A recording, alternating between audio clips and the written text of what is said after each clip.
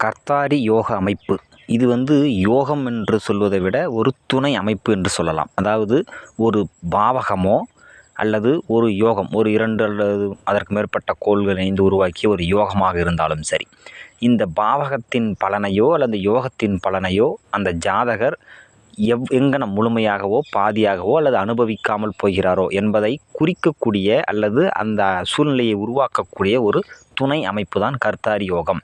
இது 3 வகைப்படும்.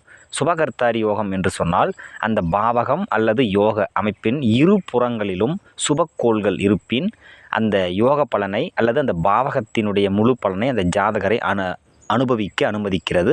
பாவகர்த்தாரி யோகம் என்று சொன்னால் இருபுறத்திலும் பாவக்கோள்கள் அமைந்து அந்த யோகத்தையோ பாவகத்தின் பலனையோ அனுபவிக்க முடியாமல் தடுக்கிறது.